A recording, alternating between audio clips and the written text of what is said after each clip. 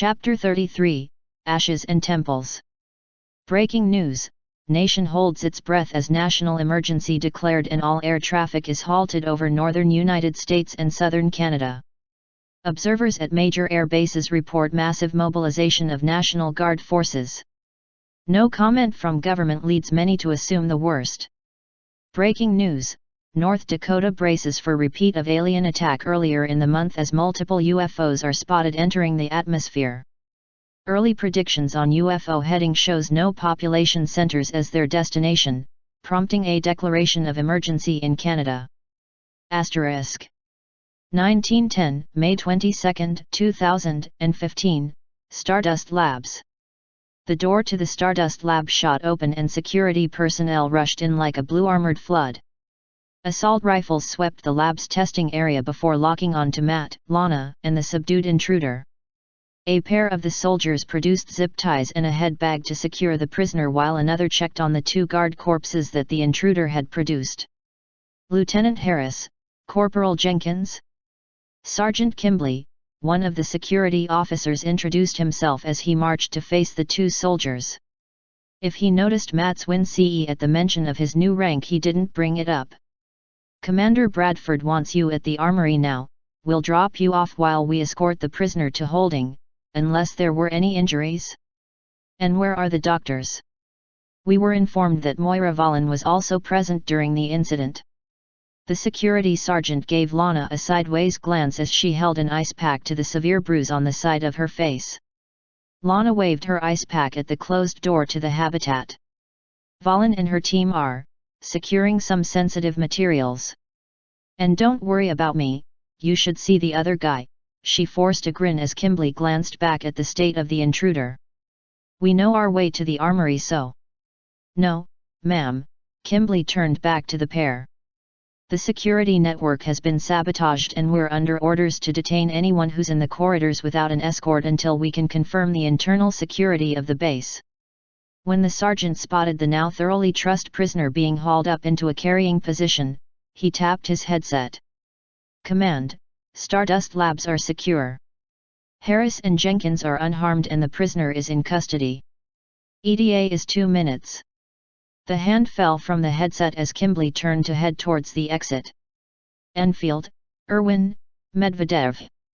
You three will escort Harris and Jenkins to the armory, and then deposit the prisoner before returning here. Command wants this lab guarded for the duration of the attack.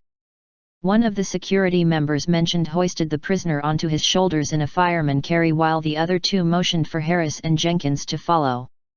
Good luck! Kimbley shouted as the security personnel began to take defensive positions in the hallway around the Stardust lab entrance. Asterisk. The briefing room was packed with both strike and security squad leaders as Bradford emerged at the head of the room. Gentlemen, I need not emphasize the seriousness of the situation, he stated, and a truer statement couldn't be found. Bradford was clad in combat armor and had a LANC rifle slung over his shoulder with a degree of familiarity that was firmly at odds with the fact that no one in XCOM had ever seen him in action. They were familiar with Officer Bradford, and what they saw before them was something entirely new. The monitor behind Bradford lit up to display the apparent geography of the surface around the XCOM base, which was then flooded with red arrows and dots followed by several images of the alien craft. The alien task force is a dozen ships total. 2 battleship-class ships, 4 small scout-class ships, 4 large scout-class ships, plus 2 new ships of unidentified class. The first is speculated to be a troop ship.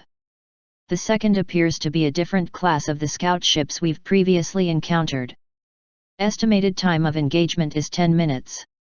Skull Squadron has launched and is waiting to engage.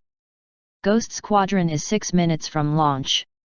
Diamond Squadron's estimated launch time is 12 minutes. National Guard Air Forces are mustering and should be able to reach our location within 30 minutes. National Guard ground forces will be longer than that. Bradford hated the looks that were now on every soldier's face. Gone were the jitters of an impending operation. Gone were the fear and the uncertainty. In its place was fatalism. Calm settled over every soldier in the room as they came to the same realization: they were all going to die. The only question now was how long it would take. The display behind Bradford changed to a schematic of the XCOM base where several areas became highlighted. Several potential entrance points have been highlighted. The first and most critical point is the Skyranger hangar. The first exit from the hangar leads to the Situation Room. I want Strike 5, 3, and 2 entrenched to prevent a breakout there. Strike 4, 7, and 8 will assume positions at the other exit from the hangar to secure the access stairwells and the elevators there. The display view changed to a second set of elevator shafts connected to the surface buildings. The aliens will likely destroy any surface structures they see once the assault begins, but some structures do have cargo elevators that lead down into the base. Strike 9, Strike 10, it's your job to ensure they stay secure. If the shafts cannot be held, then you are authorized to destroy them. If it's apparent the shafts are destroyed in the assault, you will be redeployed to assist the other points of contact. Bradford caught sight of Harris as he squeezed into the room. As both Strike 1 and 6 are under strength and Fujikawa is still in recovery, they will form an ad hoc squad under Lieutenant Harris and will support 9 and 10. Base security will join the defense as soon as possible, but they are currently going room by room to confirm the security of on-base personnel. Why are they doing that, sir? Lieutenant Weiss of Strike 5 asked. Internal security systems have been compromised. A bomb was placed in one of the briefing rooms and an infiltrator killed 2 security officers before being subdued by force. A human infiltrator, Bradford answered bluntly, and the mood of the room switched from stone-faced fatalism to jaws-clenched anger. Define subdued, Captain Jarvis spoke next. Corporal Jenkins assisted with the capture, Harris answered before Bradford could. Assisted with extreme prejudice. Focus, people.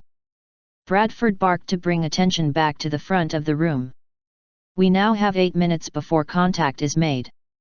Get to your assigned posts and prepare for defense. Shiv support will meet you at the specified locations. Move out.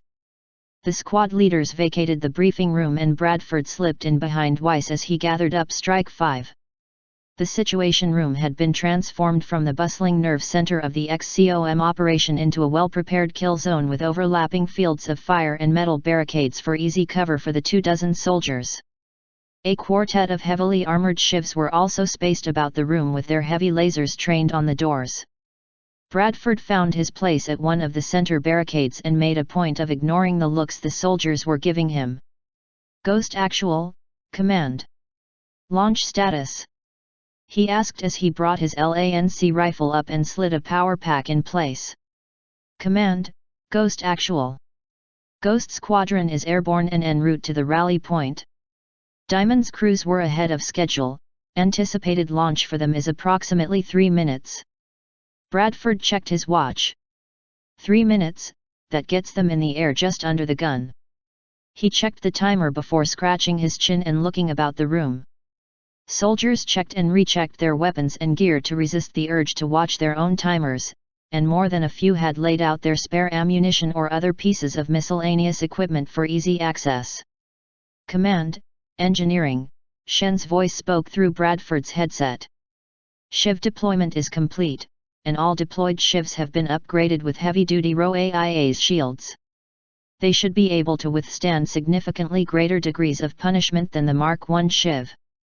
Very good, Engineering. What's the word on the security systems?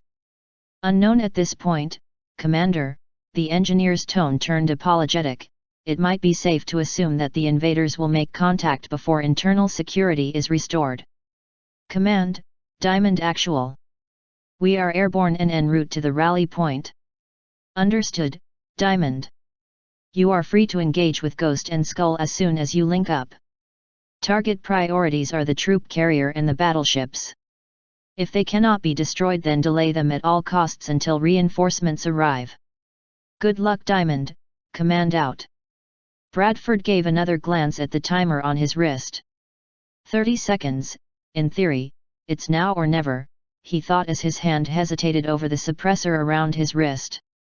That hesitation lasted for a handful of seconds before he turned it off. Instantly his mind was flooded with images of gunfire, blood, and death, and his ears were filled with panicked reports from the defenders. Bradford mustered every scrap of his not inconsiderable willpower and attempted to make sense of the chaos for as long as he could before he turned the suppressor back on. Command to all combat personnel teams, contact is imminent. Expect mutons, berserkers, chrysalids, and sectoids, and at least one enemy type with shielding. Shielded enemies are priority targets and are heavily armed. Gold-armored mutons will be fielding heavy weapons and alien rocket launchers. Security personnel are to regroup and defend their designated points. The ventilation systems will be compromised shortly and stealth troops will attempt to infiltrate behind our lines. Call out any new enemy types the moment they're encountered. The rapid-fire instructions were met with a full second of dead air before the other team leaders acknowledged them. Roland, Harms, Summers. I want rocket launchers ready to fire on the doors the moment they go down, Bradford barked to the three soldiers in questions as he pointed to the primary, secondary, and upper-level doors that lead into the hangar. LANC and laser weapons are to prioritize shielded targets first. Good luck, gentlemen, Bradford finished as shimmering energy shields appeared in front of the deployed shivs. Contact in 3, 2, 1. Asterisk. Is this shit for real? Jack Finch asked as Bradford laid out just what they would be fighting. How does he know this? How does he know any of it? How the fuck? Finch, zip it and listen to the man. Lana snapped at Finch before Matt could. Copy that, Command, Matt said reflexively as Bradford finished his briefing. Finch, get your rocket ready for the elevator doors if they open or come down. Jenkins, Jong, you're both on high-value targets, including whatever shielded targets may make themselves apparent. With little else to do at that point, Matt loaded and checked his own LANC rifle before taking cover behind one of the metal barricades. Strike One had been given the duty of protecting one of the secondary cargo elevators, the exact same elevator that Twilight had used to go to the surface with the rest of the Stardust personnel earlier in the month. It wasn't hard for Matt to remember Twilight's expression when she first entered the warehouse on the surface for the first time. Any further memories were interrupted when the energy shields on the two shivs assigned to Strike One snapped online. Matt leveled his rifle at the elevator doors and did his best to not let his imagination get the best of him as to what was going to come storming through the door. Harris, Jong. They're on the other side of the door. There's something with them that I can't see though. Finch's helmeted head was mostly hidden behind his shouldered rocket launcher, but Matt could clearly see the top of it turn to look at Jong before going back to the door. The center of the elevator doors began to glow with heat. It started as a dull red before quickly becoming white-hot. It had just started to melt when Jong let loose a single shot with his LANC into the door. A second passed before the door exploded violently. Weapons free. Finch's reaction time was sharp as attack. His rocket entered the now gaping hole in the wall and exploded. It was quickly followed by a barrage of laser, LANC and ballistic weapons fire. The shivs opened up with their heavy lasers and Matt could feel the sudden increase in air temperature through his clothes and armor. So when a shape could be seen charging out of the elevator shaft and through the dozens of shots fired, Matt could scarcely wrap his mind around it. Time stopped just long enough for him to get a glimpse at what could only have marched out of a science fiction novel. It was a massive metal monstrosity, and it would have topped 12 feet in height if it were to extend its reverse-jointed legs to the fullest. Its arms appeared as little more than stubby armatures carrying two of the largest plasma cannons that Matt had ever seen. And its entire body was wrapped in a shimmering blue shield. Laser shots ricocheted off the shield at odd angles, while the purple LANC beams simply disappeared into it and Matt could swear he saw the mashed remains of bullets accumulating in its general vicinity. And just as quickly as the moment had frozen in time, it was gone, and the alien walker charged into the room with its cannons blazing. Matt had to resist the urge to swear as a massive plasma bolt struck the metal barricade he was using for cover. That one shot had turned the majority of the barricade white-hot, another would cause it to melt entirely. The others fared little better. Bapala was reduced to burning ashes from a shot to the chest, while Carver from Strike 6 disappeared in a volley of green fire as his cover disintegrated. Yuki, another stray from Strike 6, learned too late of the walker's charge as it vaulted over her barricade and sent her flying across the room with a backhanded swipe of one of its plasma cannons. The walker continued its charge with Matt directly in its path. The last shot of his LANC rifle was absorbed into the shield, which left Matt only one desperate choice. "Stop!" Matt shouted as he thrust one hand forward, and the walker did indeed stop for just a moment. A faint gold aura appeared before clashing with the walker's shields, and it appeared to hesitate before pushing through the aura.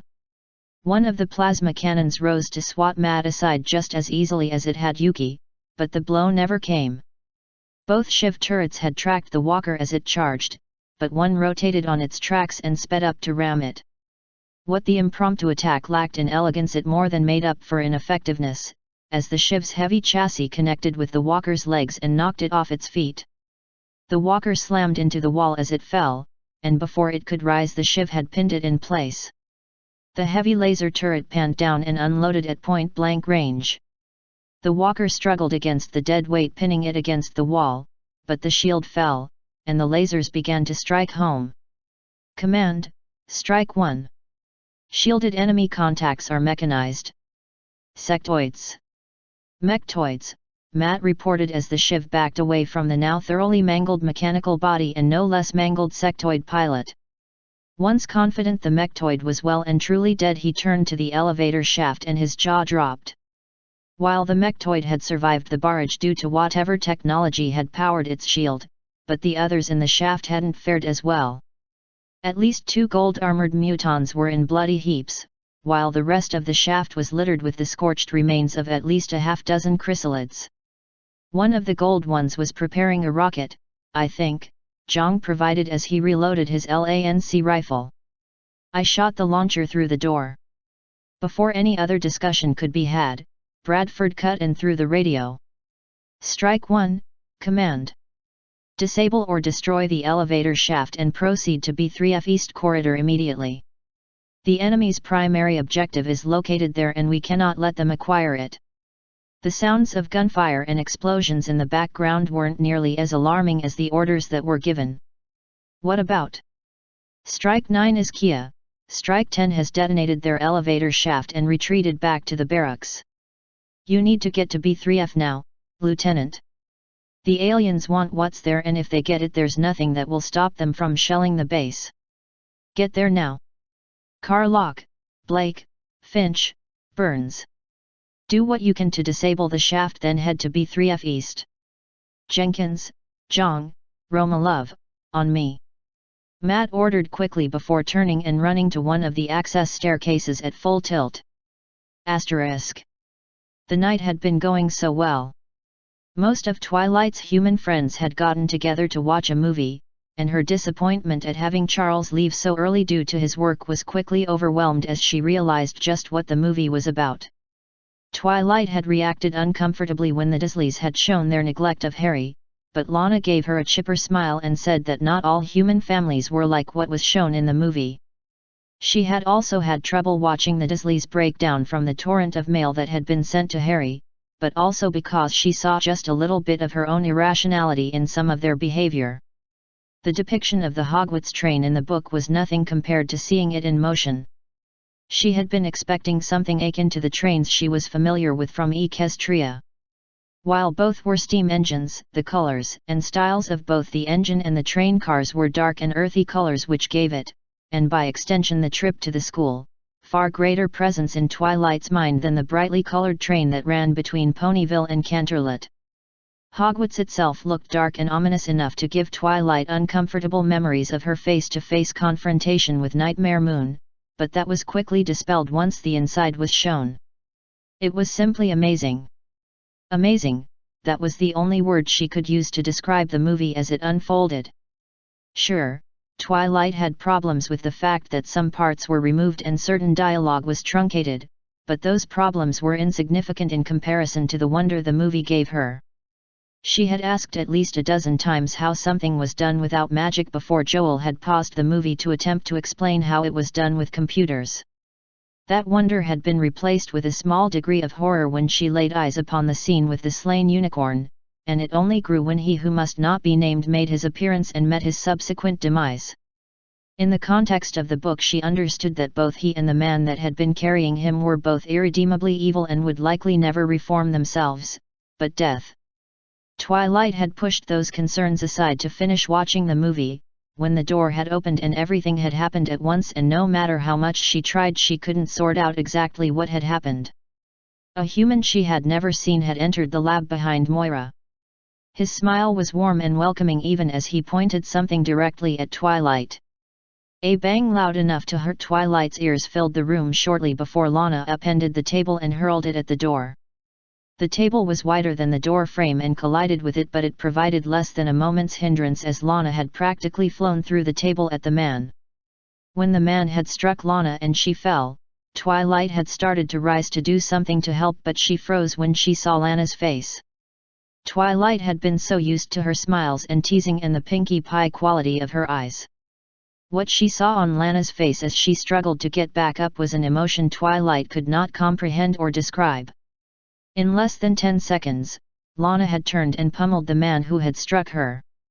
The crack of breaking bones only added to the horror of the scene as Twilight saw the man's arm, collarbone, and shin broken so viciously and thoroughly.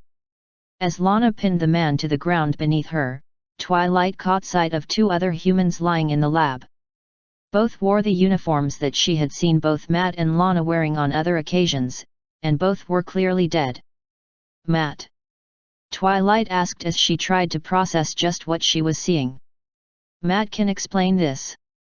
He has to know what's going on, right?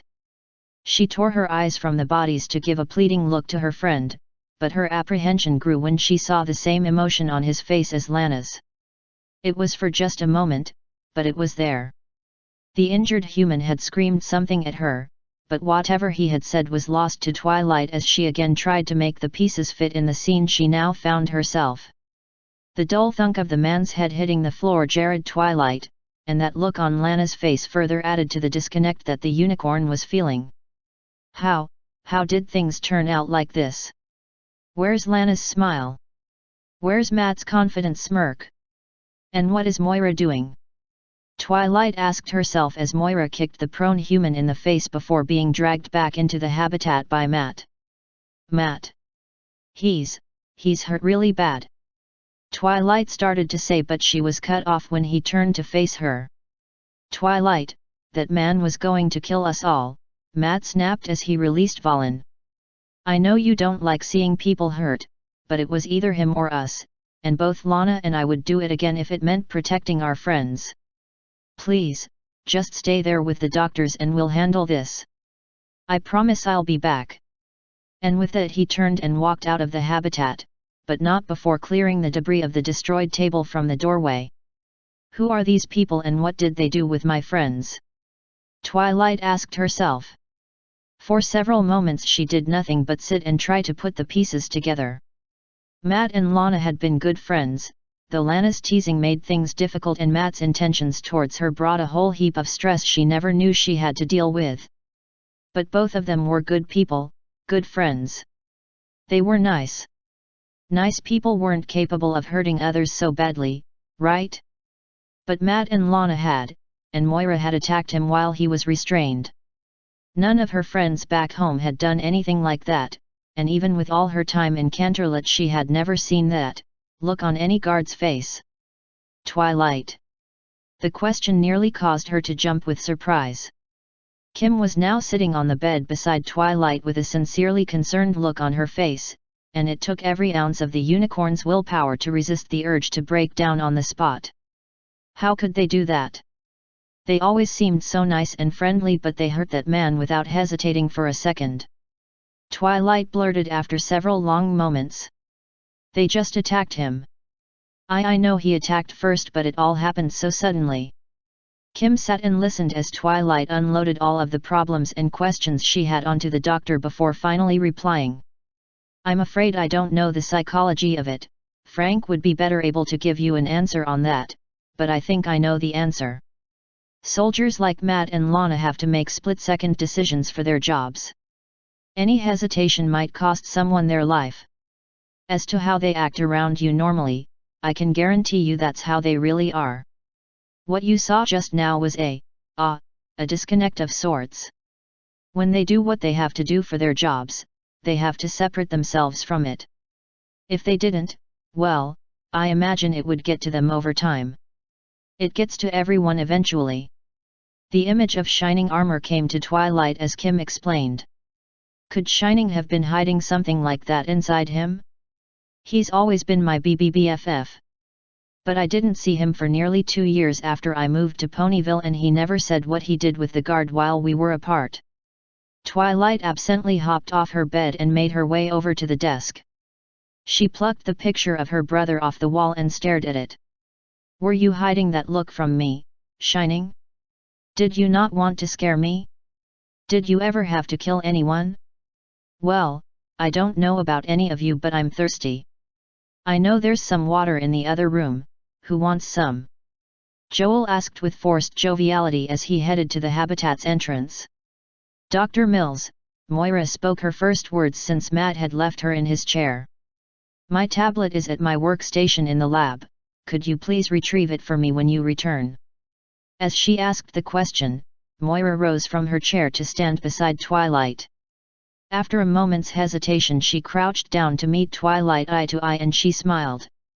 The expression was so out of place with the serious and cool demeanor that Twilight had grown accustomed to, especially after what had just happened. Twilight, I may have some good news for you. She started, but anything else she might have said was lost when Joel pushed the button to open the door. The moment the door opened, a roar filled the room and Twilight froze. Joel's horrified expression turned to the open door and he stumbled backwards. He tried to raise his arms to defend himself, but the action proved futile under the weight of the monster's charge. An aborted scream was all he could offer as Twilight's nightmare tore him to pieces. A shimmering patch of air stepped through the doorway and past the monster, still mutilating Joel before coming into focus. It was shaped like the humans in that it was bipedal and had hands, but that was where any resemblance ended. It was massive and clad in midnight black armor, and its face was hidden behind a helmet and a faceplate of black glass. In its hands was something like the tools that the Matt and the other soldiers, and it leveled the tool at Kim. No, no, no, no. Kim screamed as she tried to push herself away from the door, but a bolt of green fire shot from the giant's weapon. It connected with her chest and everything above her waist was reduced to ash. Neen! Moira screamed as she rose, and she scooped up the chair beside her to swing it like a club. Her attack was interrupted when the black-armored giant stepped forward and swept her aside with a backhand. Moira was lifted off her feet by the blow and she crashed headfirst into the mirror that adorned one wall of Twilight's habitat. A spider web of cracks blossomed from the impact, and the doctor slumped limply to the ground. The giant spared her no further attention as he turned and reached for Twilight. Asterisk. Shift it!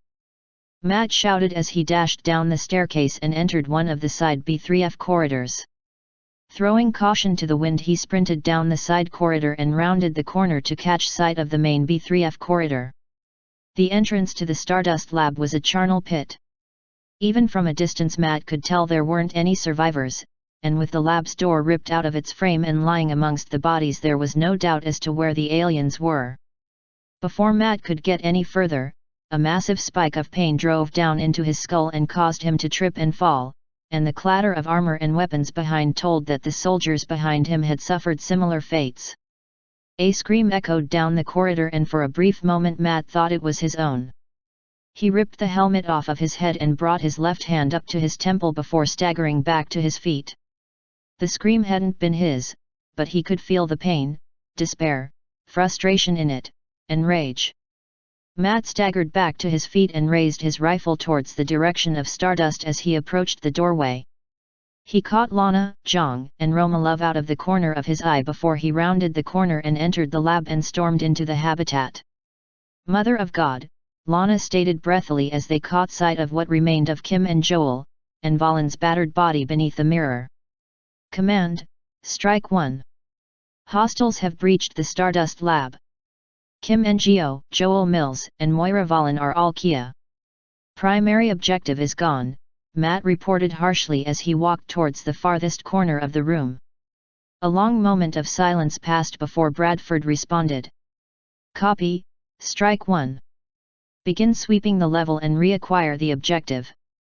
We cannot let it fall into enemy hands. Negative, sir.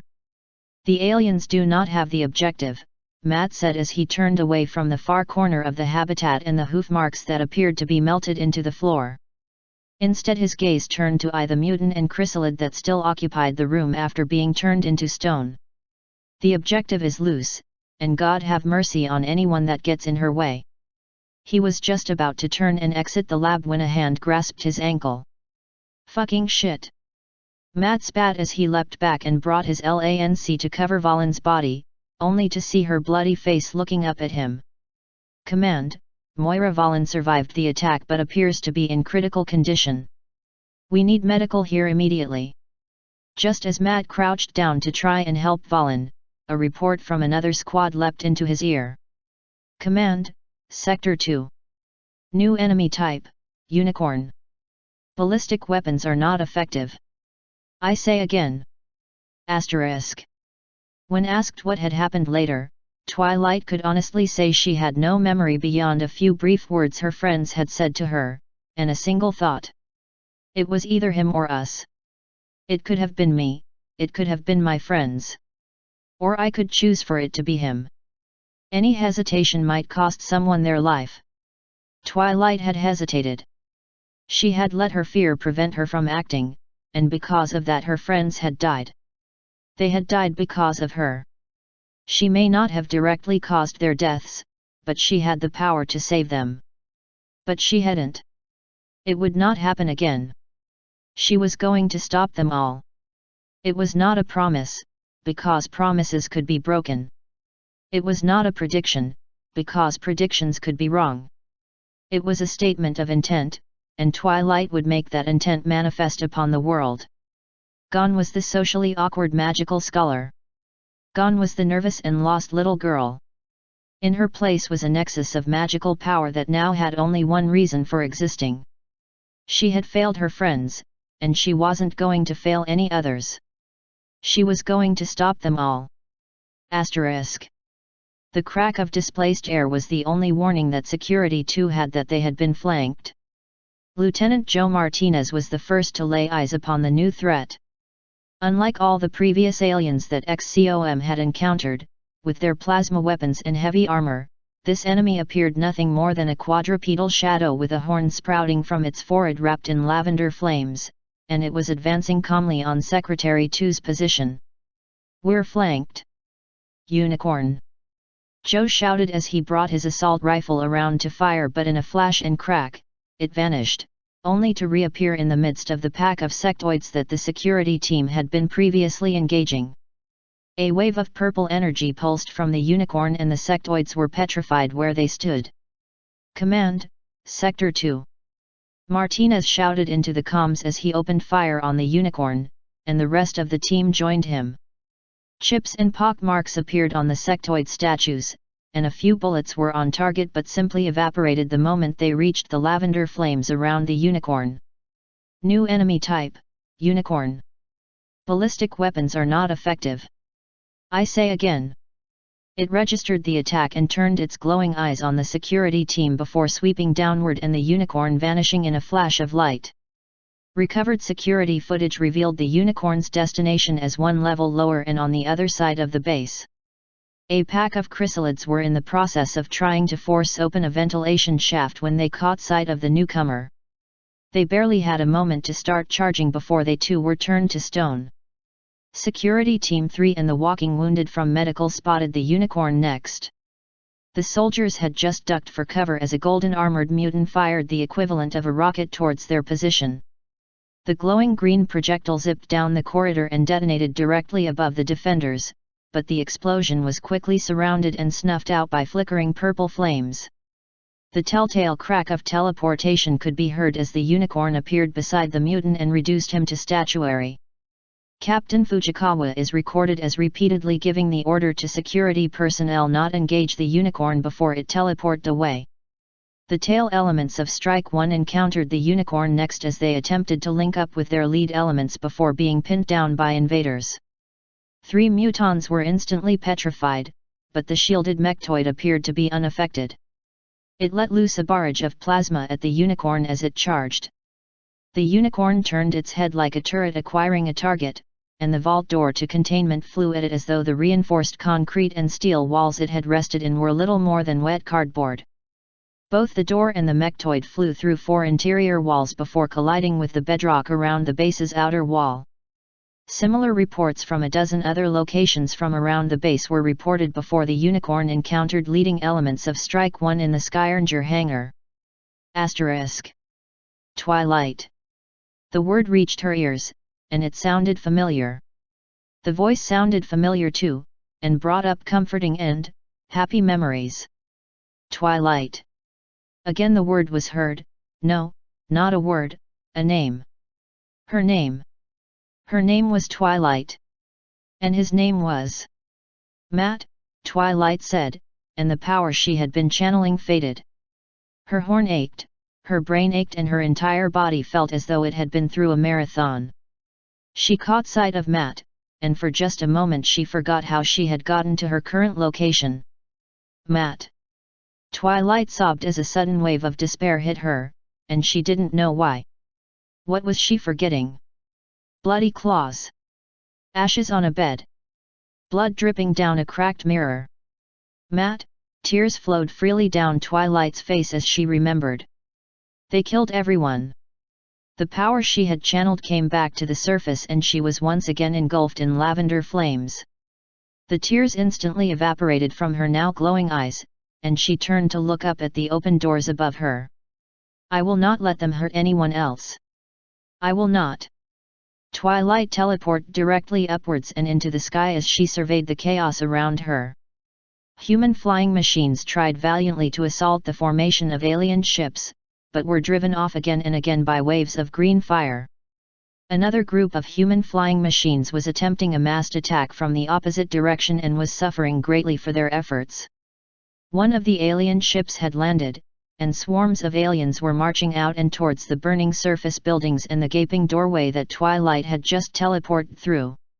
Among the aliens were a trio of squat metal machines that were taking shots at the human flying machines with beams of crimson energy or volleys of what looked like fireworks. Twilight's glowing eyes scanned every inch of the machines, and when she found no life within them, she struck. The first had no way of defending itself as Twilight teleported inside of it. The resulting displacement split the machine in half, and Twilight walked out of the rubble and set her eyes on the other two. Telekinesis grabbed hold of every single part of the second machine, from the largest armor plate to the smallest rivet, and pulled. The machine flew apart at the seams and each part dropped shortly afterward. The third machine turned to face Twilight before vanishing in a flash of lavender light. The unicorn didn't pay any mind to the mighty crash that sounded behind several moments later as the machine came crashing down to earth. The ground troops all turned to fire on Twilight, and she responded in kind with a rolling wave of magical energy that left an army of statues in its wake.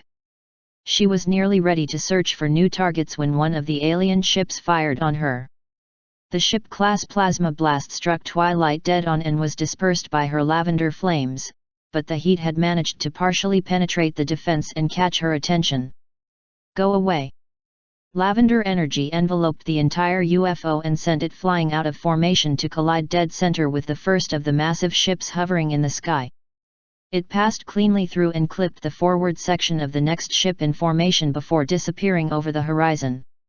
With her attention now upwards, Twilight's eyes caught sight of another alien ship. She wasn't trained enough to differentiate between class or type, but her eyes still caught the massive amount of magical energy emanating from one of the ship's crew.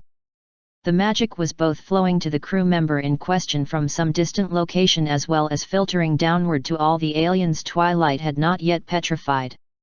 Twilight blinked and teleported herself into the ship to deal with whatever was on the ship, but she wasn't fast enough when she laid eyes on her target. It was tall and extremely thin, with the entirety of its body hidden beneath a crimson robe. Any facial features it might have had were hidden behind a silver helmet that turned to face Twilight the moment she appeared. Twilight was a moment away from petrifying the robed figure just like all the others, but then it spoke. The defense that Twilight had been channeling was absolute. Any attack levied against her would be met with an equal amount of energy to negate it. Only an attack of sufficient power to completely overwhelm Twilight's energy capacity could even hope pierce the absolute defense. Her target spoke with the weight of 1,000,000 minds behind it. The apex.